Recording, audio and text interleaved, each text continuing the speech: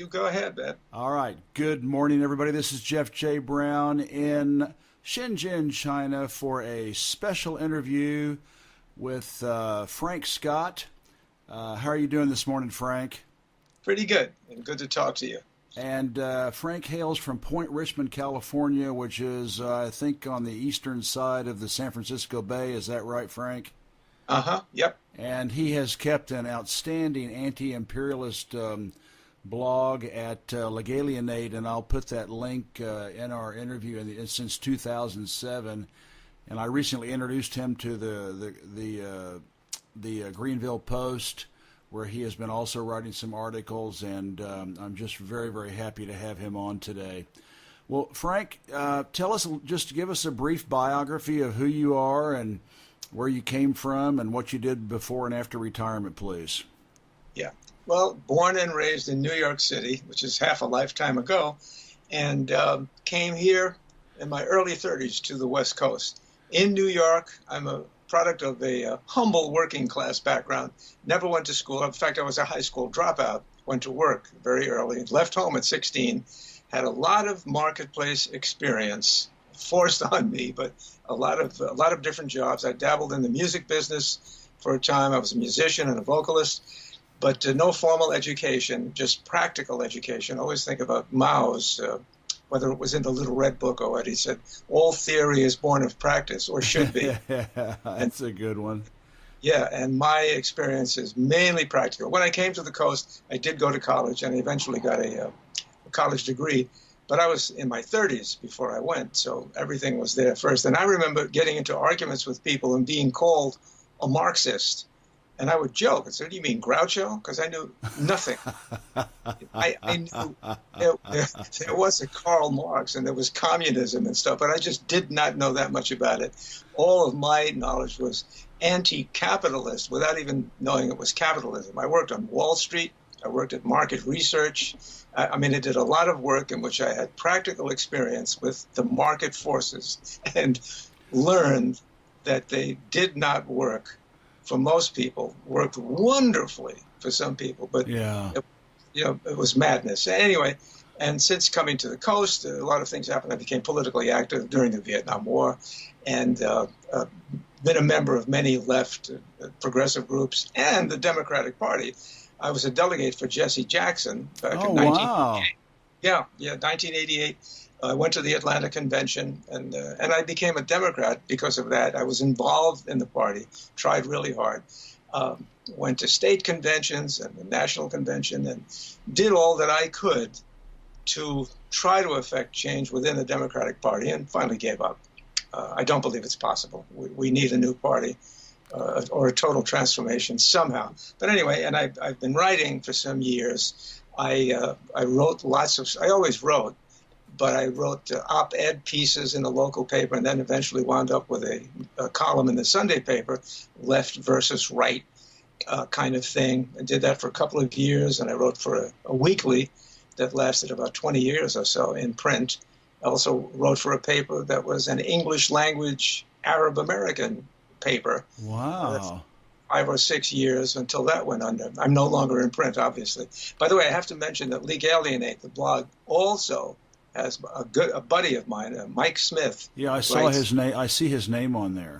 Yeah, he is great. I mean, I think I love Mike's work. He is. We are of one mind. We argue about stuff, but he is a left anti-capitalist analyst and writes very well. So give him label credit. Anyway, I hope that's enough. Absolutely. Well, I admire that you tried. I've got another really good friend, John Rachel.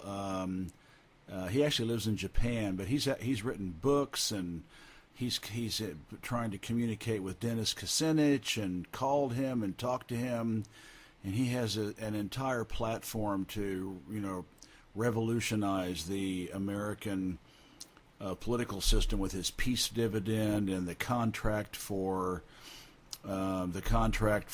candidates to sign, that they'll do this and this and this. And I really admire that. And I've got, another friend, John Ron Hall out in New Mexico. My wife and I met he and his wife this summer when we came back, and he and his wife demonstrate, and And we demonstrated, when we were back in the United States, against the Iraq War, in 2003 in Oklahoma City and stuff. But, I kind of agree with you. I think as long as capitalism is the foundation, it cannot be reformed. What do you think? No, I don't believe, excuse me. No, I don't believe it can be reformed, but I did keep my Democratic Party registration. I voted for Bernie Sanders in the primary. I thought it was necessary to do that. I mean, he presented something different. Even calling himself a socialist. Yeah. I mean, that was big for America, even though he isn't. He's a social democrat, as far as I'm concerned. He's opting for a revival of the New Deal, which was in place when I was a baby. And that social democracy would be an improvement over what we have right now. No question about that. But it is still capitalism. It is still only going to work for some and going to work against the interest of most. And that stop. Frank, you recently and very eloquently wrote that and I'm guilty of this too. I have for years used the term the deep state, and you sort of pan that coinage as a bit of a ruse to deflect from the real source of the problem, and that is the elites who have been around for a long time. I call them our owners. Could you kind of explain yourself there, because I think what you said made a lot of sense. Well, I don't mean to disparage anybody who talks about the deep state. I mean, I call it a rebranding of the ruling class.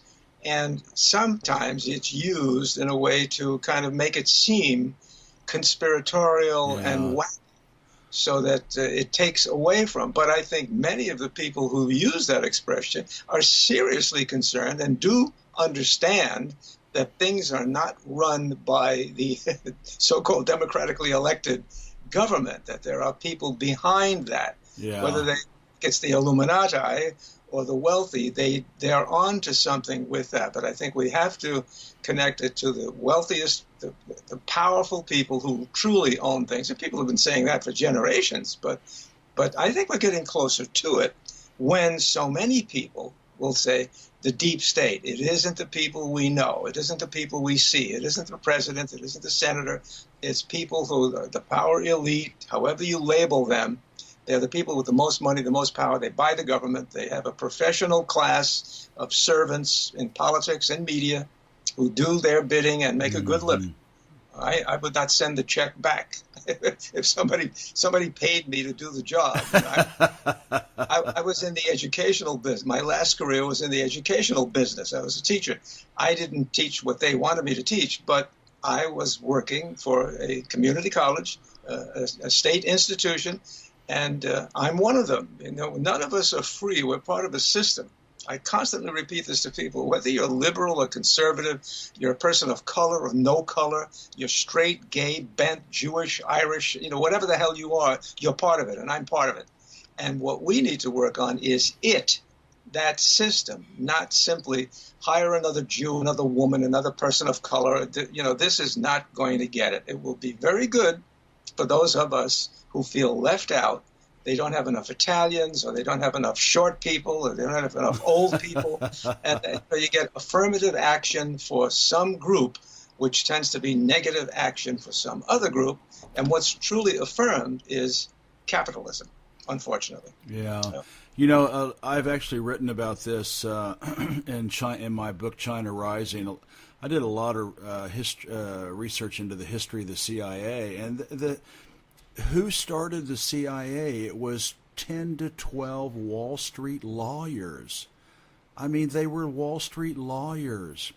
The CIA is simply a battering ram, a mafiosi for Wall Street and for, as you say, the ruling class. I mean, so there's, it was basically inspired to. The CIA was inspired to help maintain their ownership of the system by means of subterfuge, a regime change, espionage, etc. And of course, it's morphed into a mighty monster to this day.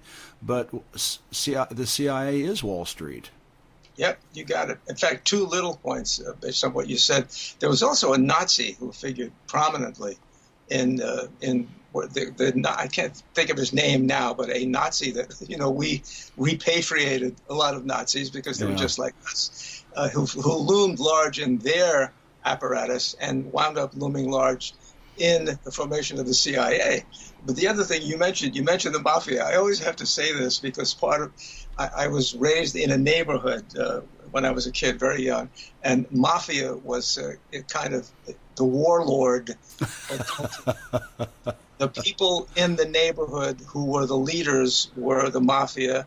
And some of my elders, if they hadn't been gangbangers when they were kids, the family would not have survived. But the mafia, for all its criminality, and it is a lot of criminals and murderers, by comparison to us, to the United States, the mafia is a humanitarian NGO. And here's why, I know it's funny, but here's why I say that, Jeff. If the mafia wanted to get you or me, some guy with a gun would come up and put a bullet in your head or mine, rush out into a car, be driven over a bridge, throw the gun into the river, and he'd be on a plane to Shanghai or Teaneck, New Jersey, and that would be it. If the United States wants to get you or me, they'll blow up the building and kill everybody in it. The mafia people could not, back in the day that I remember, they could not conceive of doing that. They would murder. That's I just like to say that because mafia becomes a synonym for what we are, and we're much worse. We really are. Absolutely. So, but anyway, go ahead. Hey, Frank, I was just, I've speculated about this, and I've gone back and forth. If you could draw, a timeline of Western Empire, where would you start? Would you start, 334 BC with Alexander the Great, or would you start, 1492 with Columbus, or would you start with the capitalism, in the 15th, 16th century and the British Empire? Where do you think it is now, and and how long is it going to take for it to hopefully implode, or will it ever implode? Well, it gets dangerously close. I mean, I get scared at times. I think it's just because you're getting older and you're old now, but there are times when I really fear a breakdown bigger than anything we've experienced yet. I'm really afraid of that. I'm also hopeful because more of us are learning about that. I'd say I personally date it from my own spectrum. I'm an American, 1492, that when the European immigrants came here and took over the country. Maybe it was Greek. There's a lot of almost worship among some people for Greek society, supposedly invented democracy, and it was a slave society. That's how some people had time to sit around on their butts and philosophize. Slaves were doing their work. They conquered people and put them to work. It was also. I'd like to remind people of this too. It was a homosexual society. Most of the ruling class men, if we're to believe anything, they had wives to procreate, and they had boys to recreate and have sex with. The upper class people were gay. I mean that was a part of the culture. So I say to people, they probably had more democracy in a warped way than we have because they had a smaller group to deal with, and they may have had more control. The people with power, the slave owners, and the gay guys, they had a lot of power. But it's also, if you're going to be dialectical, you see, if they created this notion, some people believe, of democracy, the demos, all of this, they did it because they had slaves. And there's one of the classic contradictions, that they were able to philosophize and think, what is the meaning of life, which we can all do if you have enough to eat and you don't have to go to the foundry every day. You sit around and become a philosopher. I mean, people they go fishing.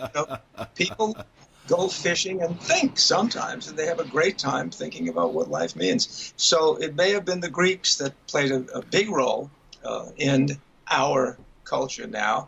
I think of it more dating it from our beginning in America, because that's where I am, and that it's there too. People come into the country, steal it, from the original inhabitants.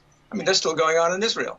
They come in and just treat the savages, the lower life form. I mean, the Greeks didn't do that. I think the slaves used to be under slave society. You conquered them and you ruled them. I don't think they had myths and legends and stories to say that the slaves were a lower form of human being. That came later, and we have a big role in that. Our history is not just stealing the land from the people, but making them subhuman, like the rationalization is some rapist who says, I took her body because she's a lesser being. Yeah. See, the savages were lesser beings, so it's okay that we took their land. The Africans were lesser beings, so it's okay that we enslaved them. That sickness, that distortion, I think comes about in our history. I don't think the slavers from before that had to do that. They didn't. They just, I take you over, man, you work for me, do what I tell you, I'll kill you. But there wasn't that you are a subspecies of life. So we have to deal with that in American history. And I think it started when the Europeans got here and took it from the Indian people. We call them Indians. Even that, they thought they were in India. This schmuck comes across the ocean. I'm an Indian. I mean, it's funny. It's tragic, but it's also funny. They really did think, because they were looking for a shortcut to India. And they came, oh, look at this. We must be there. But anyway, you have to laugh sometimes. Otherwise, you cry all the time. And I try to use humor to keep myself happy and occasionally get a laugh from you. And that's nice, too. I mean, anyway. Hey, listen, Frank, I would highly recommend, because I think you would maybe change your mind about the Greeks. I read Robert A. Williams' book, Savage Anxieties, The Invention of Western Civilization, and it's a really good book. He's a professor, I think, at the University of Arizona or Arizona State. I actually contacted the guy and asked him to come on my show, but he never responded to my email. Of course, I'm sure he's a busy guy, and I'm in China, and he probably didn't see the connection, but... Anyway, he maintains that this racist, subhumanization of the other goes back to the Greeks. I mean, he starts with the Greeks and he goes to the Romans and then the Byzantinian Christians and then the European marauding pirates that you talked about. Starting with the Spanish and the Portuguese and then Columbus. And anyway, it's a really, really good book. You mentioned Israel, and I'm really glad you did. A lot of people are afraid to talk about Israel. But in my book, 44 Days Backpacking in China, I speculated that world peace and war revolve around Jerusalem.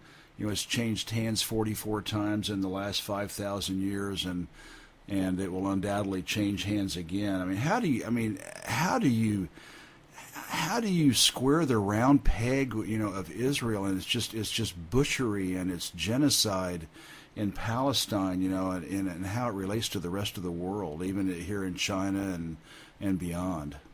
Yeah, well, it's a really serious problem, and in fact, you got to mention the name of that book again, because he says it goes back to the Greeks. You got people who believe it's Judaism. Yeah. That's it, and that it's biblical and all that sort of thing. And there is a strain in it that's among a lot of people. We are, the master race. We are the chosen people.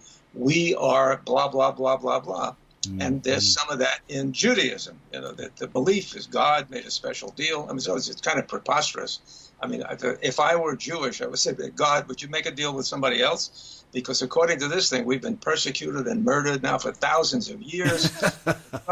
Exterminations and Holocaust and all this kind of crap, which is really, I mean, if that really happened, there'd be no Jews left. It'd be my wife, Noam Chomsky, a couple of guys in New York, a couple of guys in L.A., that's it. But, yeah, I mean, it's laughable. Tragic things have happened, for sure. But it's laughable when you get into the narrative that says that. Look, there are more Jews in the United States than there are Indians or Native Americans.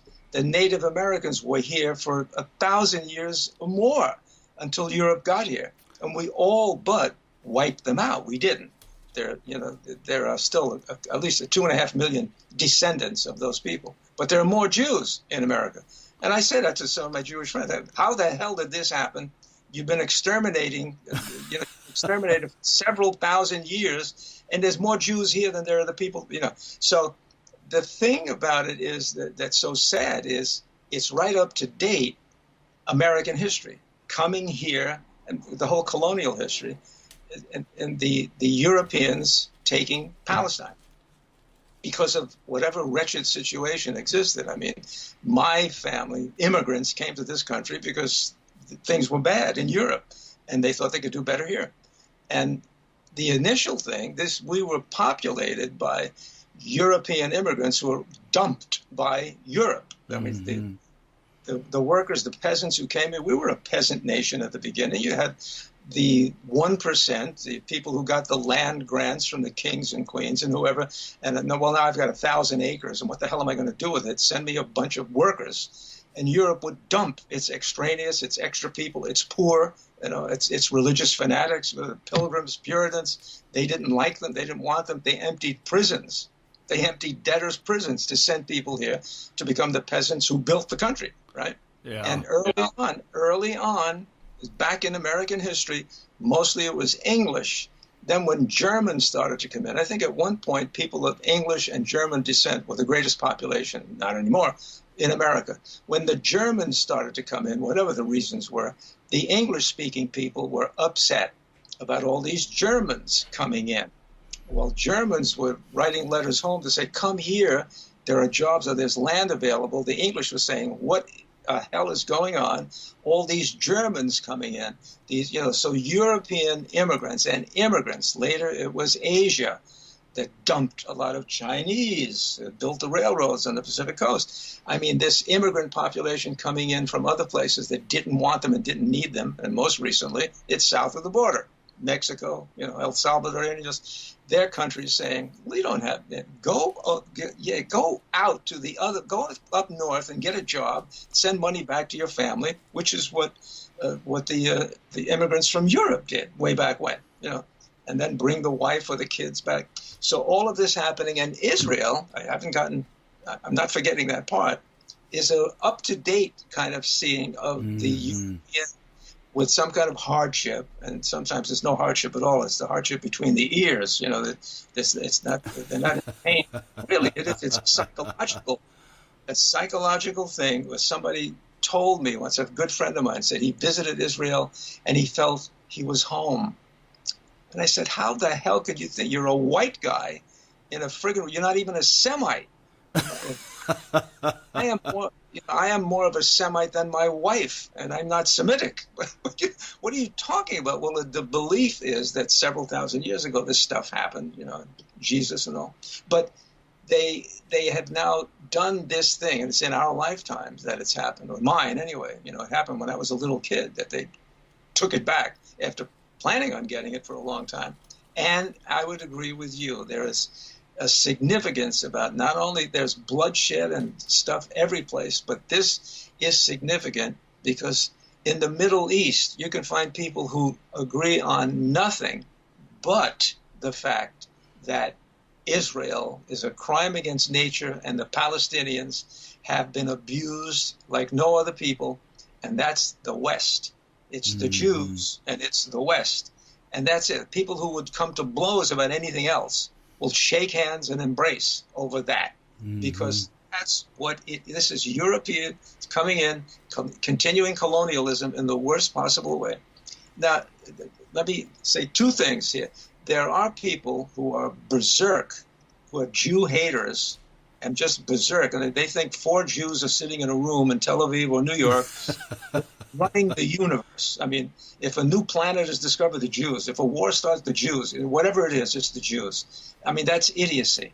However, the other extreme is far more dangerous in that don't say anything about Jewish power because it's anti-Semitic and it's the Holocaust. Yeah. Jewish power exercised for Israel that is a disaster. it's a disaster, and it could get worse. Yeah. And the stuff going on, that what we've been doing for 15 or 20 years, the war against terror, that does not exist, I believe, without Israel. Absolutely. I even commented, that if a nuclear war starts in the world, Israel's sitting on 200 to 300 nuclear warheads and undeclared, secret, and uncontrolled, not even a part of the world, nuclear armed system. Did you ever watch the Al Jazeera documentary series called Al-Nakba? I only know of it. I never watched it. I know of it. Okay, I'll send you the link, and I'll post the link in our article. I mean, it's 50 minutes times 4, so it's 200 minutes, and then there's a fifth one where these intellectuals discuss the documentary, so you can add another 50 minutes if you want. But it is so powerful and so enraging, and you feel so just utterly powerless about what happened and what is happening, but as they clearly show, Israel didn't just happen. I mean, it was orchestrated by the British, and then they enlisted the help of the Americans, and back starting in 1917. I mean, this has been going on for a long time. So the Zionist movement and all that. I mean, it's true, and it's significant. And but like everything else, I mean, when push comes to shove, I think America, my country, our country, is the biggest threat on the planet. And I think America, our country, is composed of majority really nice people who don't really mean any harm to anyone else. We got some bad ones here. Mostly they're in power. But the people, like Jews, I mean, I know a lot of Jewish people, and they're all, 90% are super people. They're really, really nice. Yet, there is this element that is so dangerous and so hateful and so superior, just as America. We have a real problem about being a master race. Don't tell me about Nazis. We think, many of us, we've been taught, we're better. This place is better. We developed the hot dog, the exceptional people. I mean, Obama. You just look at the things Obama said. The most recent president before Trump. Our great democracy, our leadership. We have to control the global economy, otherwise China will. I mean, that kind of crap is not Jewish or Irish, or it's in the breed of the controllers. I really do not believe ordinary people, left alone, not fed that crap, would feel that way. I just so the one of the problems is, how do you get the minority point of view, which we represent probably a few thousand years of it, people against the authority and the power, the people running the world, they're against it. The time is at hand when you can communicate. Look what we're doing. I'm talking to a friend of mine in China this way. Maybe, I don't know, 4 people may listen to this. It doesn't matter. The point is, we're communicating. We already agree on a lot, but we can communicate, and you can help me with information. I might be able to help you, and then we spread it even further than it has ever gone before. There's no question about that. The situation is more desperate and dangerous and frightening, I think, than it has ever been before in my lifetime. And it is also more hopeful. Yeah.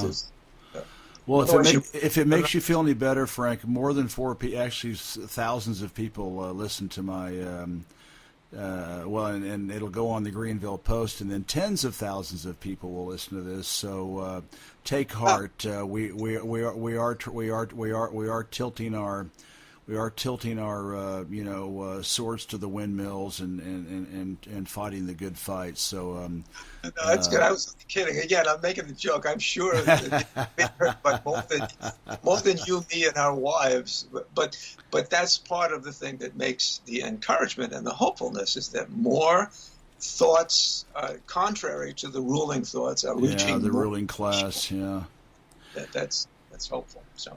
Hey Frank, I want to talk to you about something that you may feel uncomfortable, and let me know if you do. But in my book China Rising, I mean, I spent hundreds and hundreds and hundreds and hundreds of hours. I mean, researching and then in the book I demonstrated how commonplace are Western false flags, and as examples in the book I analyzed 9/11 and Charlie Hebdo and the Boston Marathon, and since I'm from Oklahoma, I feel bad. I should have looked at the 1995 Oklahoma City federal building bombing. And many writers and journalists are afraid to bring up false flags, even if they agree that they are true. What do you think? What do you think about false flags? Do you think our government is committing them? Generally speaking, I don't find much in that argument at all. Of course, false flags exist. I mean, we do things like that. But most of them I find, the thing you mentioned last was Oklahoma City. And I don't see anything about that except a guy, Timothy McVeigh, is a sort of a classic American horror, almost beautiful story. That guy accepted the bullshit. Can I say that on this? Yeah, of course, bullshit. He joined the service to go to Iraq to defend his country. He fully believed that crap. And he went there and he killed Iraqis. And he spoke about it. And that it bothered him because he saw the people of Iraq and said, these are people like me. That, they're trying to live, they have a job, they're trying to survive. What is this? I read a lot of his letters. When he came back from Iraq, he was writing letters to the local press saying, it's a lie. The government is lying to us. And he really was turned around and he had nowhere to go but to the right because there was no left addressing him. Mm-hmm. Working class background, you go to college, maybe, but if you don't go to college, what does he have? And so he wound up being affiliated with right-wing groups because there was nowhere else to go. But he was a solid critic of his country and knew it was doing wrong, and he was driven over the edge by something that almost made me crazy, the Waco. I don't know if you know anything about that. Yeah, absolutely. Religious guy had a group there, and it was awful watching that story build, watching it on TV. I'd come home from work, put the TV on, and start screaming at the TV set. What are you idiots doing? You're going to cause chaos. The guy who ran the revivalist or whatever the hell he was, a religious dude, he used to run. David Koresh, the Branch Davidians. Branch Davidian, good for you. He used to run around a track every morning. They could have approached him on the track. They went and showed up at the door with armed people in uniforms, which is exactly what he's telling his flock. They're going to come and get us. They're going to come and get us, and that's what they do. When Waco was finally blown up, they set fire to the place and killed 80 people, McVeigh went over the edge. He said, that's it. I'm going to get these son of a, these, and he's going to get the government. And what did he do? He blew up a government building. I mean, it's completely logical. It's horrifying. But his rage was so great. Everything about what I know about the guy would say, that's what he did. Now, whether somebody helped him, it seemed like he did an awful lot of it with this one other guy. But it is completely believable to me that a person would do that under those circumstances, driven by what he was driven by. This was a guy who murdered Iraqis, believing in the story, and then paid a price in his mind. What did I do? They made me do it. That government made me do it. And he said after the fact, he felt badly about the daycare center. He never would have done it if he knew about the daycare center. But he wanted to kill Americans at a federal building because we're guilty. We did this thing to him. So, I mean, that's one story where I got a little bit involved. He corresponded with Gore Vidal, too. Yeah. I read a lot. Yeah. But in most of these cases, what it would take for the false flag, I mean, there'd have to be 2,000 or 3,000 flags to make some of these, like 9/11. That's going to take a group so large it is really preposterous. I mean, I'd sooner believe in the resurrection of Christ than you can pull off an inside job like 9/11 and nobody knows about it. Celebrities can't have sex. That it gets reported. Somebody's cell. You just cannot do. You can't get away with that much. Again, to use the mafia, if the mafia puts a hit on somebody, maybe no more than 4 or 5 people really know. The head guy says, "Get him," and there's a guy, and he gets another guy. They hire the guy, and maybe 5 people know. To do 9/11, according to what some of the 9/11 truthers believe, you got a mob of a couple of thousand people before that's finished. They pre-wired the building. Oh, of course. Nobody in the building is going to notice. Well, the maintenance crew is in on it, or the security guards are in on it. Well, okay. I mean, it gets worse and worse and worse. So, yes, you probably find a situation in which absolutely nobody did anything but a setup false flag thing. Gulf of Tonkin for the Vietnam War, right? We got into the Vietnam War because the Vietnamese allegedly shot at an American boat in the Gulf of Tonkin. Well, even if that isn't true, what the hell are we doing in the Gulf of Tonkin? Why? Now it's Korea. If Koreans open fire on an American boat, what the hell is an American fleet doing off the coast of North Korea? And you could have a situation that somebody say, false flag, false flag. Maybe they're defending themselves and they make a mistake. It can't happen. So in most of these cases, I firmly believe the 19 people on the planes did what they did. It is very possible somebody, like an Israeli agent, had wind of it, or an American somewhere had wind of it but wasn't certain, or wanted it to happen. Israel covered their asses because they reported at least the day before that they were hearing some noise about something, something was going to come up. So they, maybe they knew more than that before that. I don't know, but the fact is, it is quite believable to me that a bunch of radical Islamists would band together and try to blow up America. I expected that an SUV filled with explosives would drive into a shopping center and kill 100 or 200 of us. I fully feared and expected that to happen. I was blown off my feet when 9/11 happened. I never anticipated an airplane. I knew they used to hijack planes, but crash, a suicide, oh my God, was awful. But to arrange that, or to think that they wired the buildings with explosives, and then some brilliant guy says, how do we set off the explosive? We'll have a fanatic walk into the building with a suitcase bomb. No. Let's have 4 commercial airliners hijacked.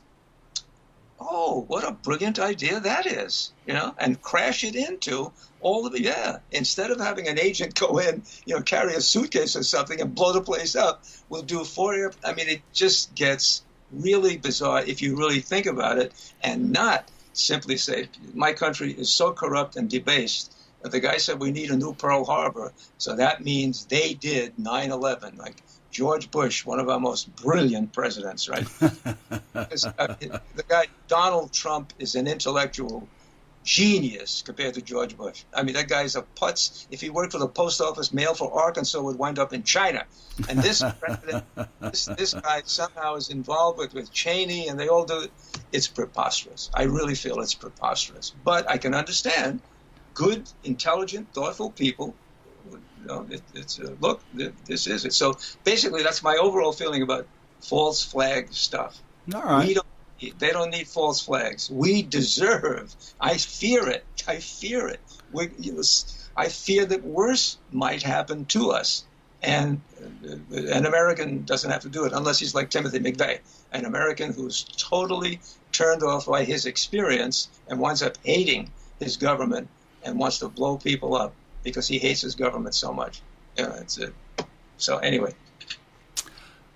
Let's go global. Thank you for all that. Let's go global. What excites you about the anti-West? As you say, there is this growing movement or sentiment against Western empire. It had a great run after World War II and American empire, and the Cold War, et cetera. I mean, what excites you on the world scene? Is it Russia, China, BRICS fighting against the West? Is it the durability of Cuba's and North Korea's revolutions resisting Western tyranny? You know, who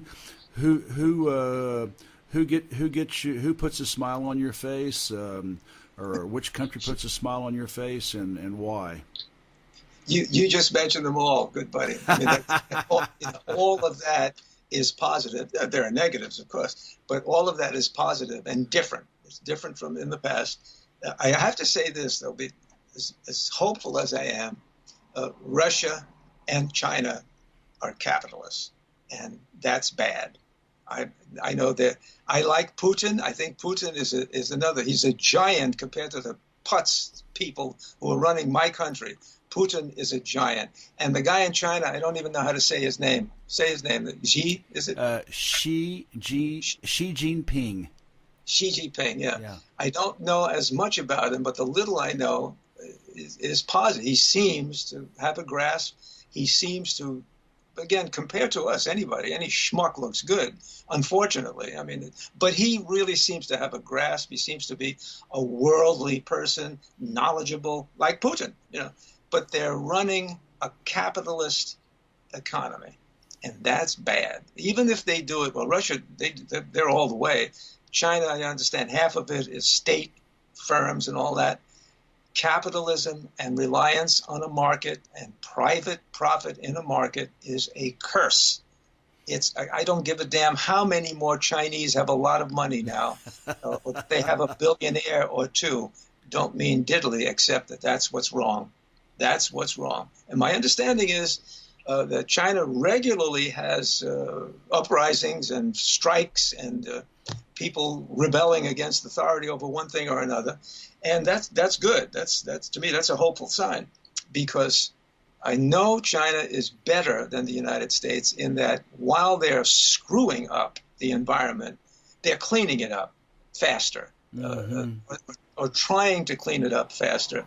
But the thing to do, there was a garbage guy. I lived in Marin County for many years. This guy named Garbarino, who was the garbage business. I think Italians came out here, and a lot of them got into the garbage business. He was the garbage man, and still is, for Marin County. And he started a recycling center, which is nationally known. It's one of the best. It's probably still one of the best. And for recycling, and he was at an interview, and they said, "How do you feel? Isn't it wonderful? You're recycling, and this is the trend." He said, "It doesn't matter. We have to stop making the garbage. Yeah. We have to stop creating the garbage." And here's a guy who makes his living picking up garbage. And I loved him after that. I don't care if the guy's a right-wing Republican. I love that he said that.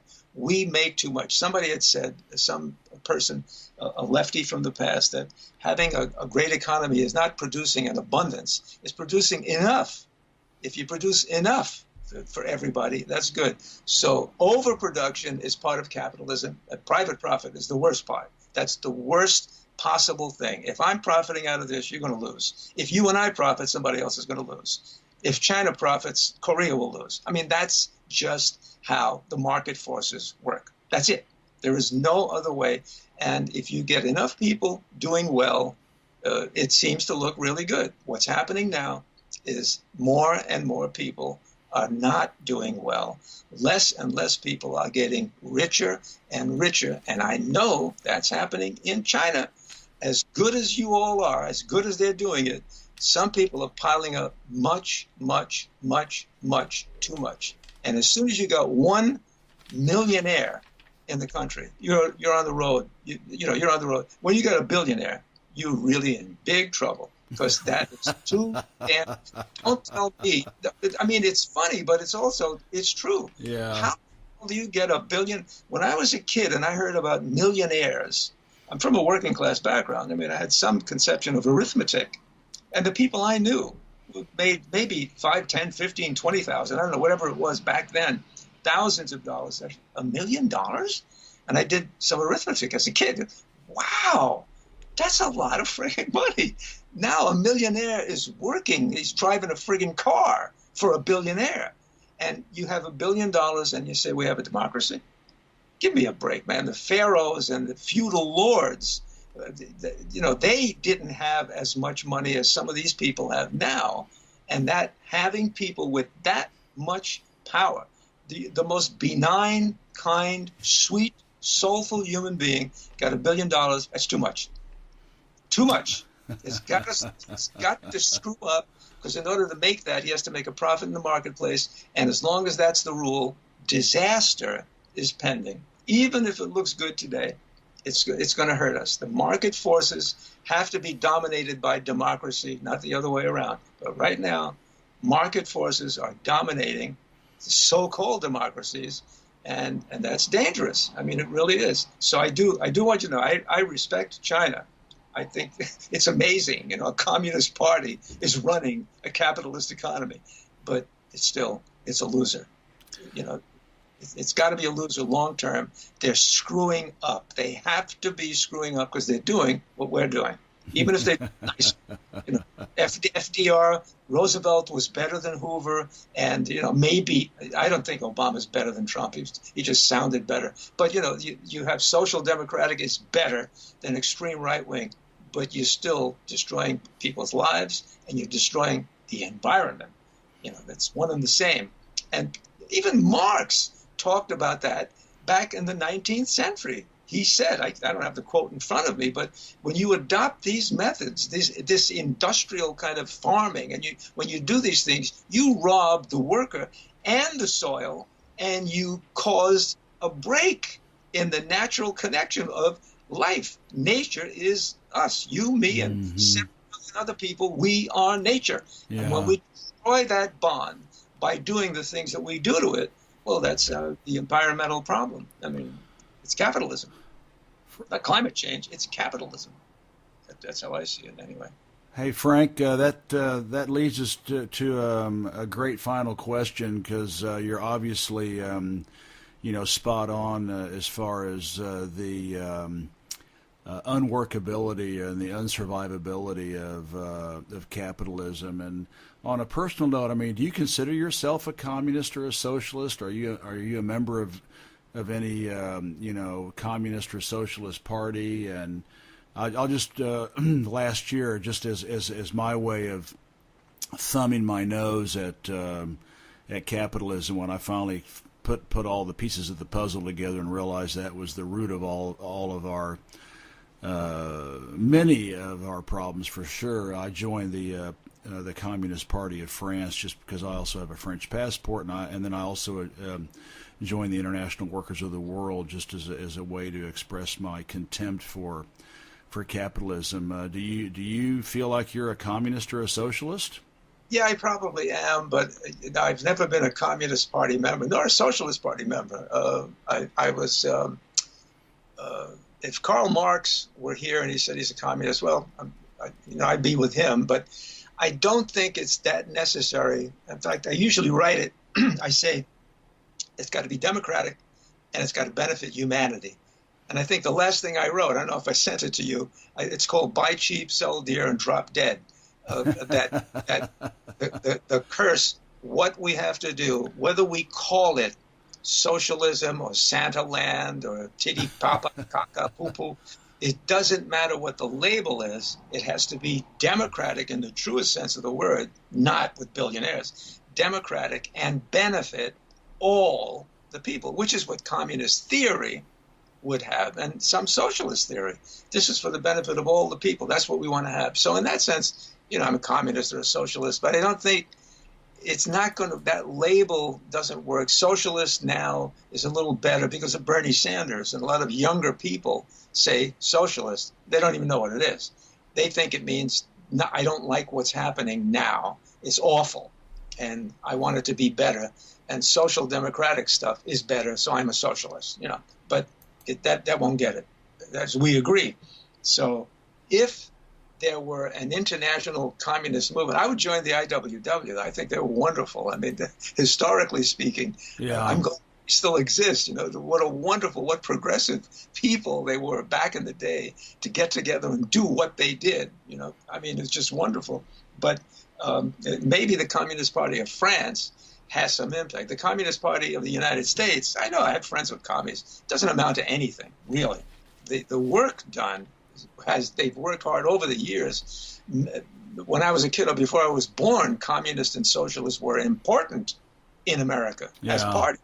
They ran certain places. They were mayors and things like that. That hasn't been the case. So I don't go around calling myself, people call me a communist and a socialist. I don't accept that label simply because I'm representing or trying to represent true democracy, rule of the people, which means you have to respect all the people.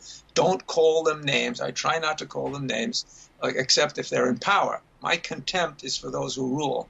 My fellow Americans, including some that I have distaste for their politics, and I don't indulge in this fascist, the fascist, the things that are going on here now, in which liberals, so-called liberals and progressives, are sounding and acting like fascists. And there are conservatives making arguments that unfortunately make more sense than some liberal argument. That's the falling apart status. Why Trump is president. I got to mention this to you because I repeat this so often. It's like a politician with a stump speech. When people ask me, what do you think of Trump? He is a rich, arrogant, egotistical asshole who is overqualified to be president of the United States. That's where, and I really mean it, that's where we are. That's what's so dangerous, is that this asshole makes more sense at times than the people that are liberal. Unfortunately, and that's where America is. And he addresses people, and they hear him because nobody else is talking to them. They treat disdain and contempt. They're white or something. It's like they're wrong automatically because they're not at my college or university, or they don't belong to my political group. And what you have is alienation. And that, I think, I wrote recently too, that what happened in Germany when it became Nazi, there was a communist party, there was a socialist party, could not connect with enough people, and the damn fascists connected with the common people of Germany. I mean, they had a charismatic leader in Hitler. Let's face it, I don't understand German, but he clearly had a profound effect on crowds when he spoke. And what he spoke of, those communists and socialists did not. And we have a problem. We talk to ourselves exclusively. We're coming out of it. We're reaching more people now, which is why I'm hopeful. We have to reach more people. Right now in my country, it's a dangerous situation because many of the people that I like will talk to me about things, and I think, oh my God, what are they saying? What are they doing? There are movements to suppress speech by people who are supposedly supporters of freedom of speech. Well, but that speech is bad. So, that person should not be allowed to speak. I mean, this is prevalent and popular here in America because of Trump. He's a fascist. He's all this crap. He's a misogynist. He's a racist. And I tell people, if he's a racist, we all are. He's a product of this country, and he's a billionaire. He's the best we got. This schmuck has got a lot of money. His wife is better looking than the other guys, as far as I'm concerned. I don't even know what the hell, whether she has any brains or they're smaller than her nipples, but nobody says his wife is hot. They talk about Michelle. Michelle Obama's a nice looking woman. You see Trump's wife? She's a foxy lady. I mean, she really does look good. I don't know. But this kind of thing happens, and you have this backlash, which is scary. There's a liberal, progressive, so-called label backlash that is sometimes frightening to me, because I could see if they, by the way, parting shot, I think deep state, the ruling class, the power elite, people who got rid of JFK, that power is trying to get rid of Trump. That kind of power. And people trying, the established power that says this guy is a threat to our interests. JFK was, he was a threat to some of those, and they got rid of him. They better not assassinate Trump, because a lot of people in America have guns, and it could lead to some really bloody horror if they do that. So they're trying to get rid of him in all these other ways. Impeach him, do this, do that. But I believe it's the same thing, that deep state ruling power. This guy is bad for us. He got a big mouth. His mouth is too big.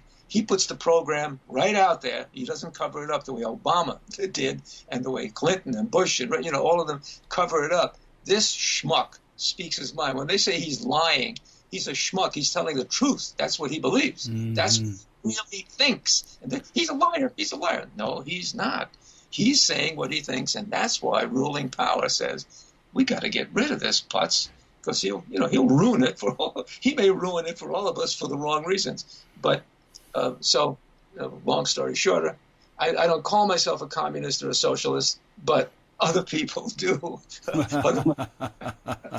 Always getting labeled, oh, you want to be like Russia? Oh, God, screw that. Jeff, I'm assuming that we're at the end of this. Yes, it's been a wonderful interview, Frank. How many interviews have you done in the past? Not in a long while. Okay, well, you're a great guest and an enlightening guest and an engaging guest, and I'm glad we had a chance to have this conversation together. And I know that fans of China Rising Radio Sinoland and the Greenville Post are going to really enjoy this when they have a chance to listen to it. You've been wonderful to have on, and I want to thank you for taking the time to be with me. Hey, it's my pleasure, Jeff. Really, really, very, very pleasant. I hope we can do this again off the record. Yeah. Let's talk more. I really want to hang out with you. Yeah, likewise. I feel the same way. Yeah. Okay, good, buddy. Really hey, nice. Listen, Frank, I'll have this up within 24 hours and let you know what the link is, so you can blast it out to everybody you know. Okay, hey, guy. Talk to you really later, nice Frank. To talk to you guys. Okay, bye-bye. Bye-bye.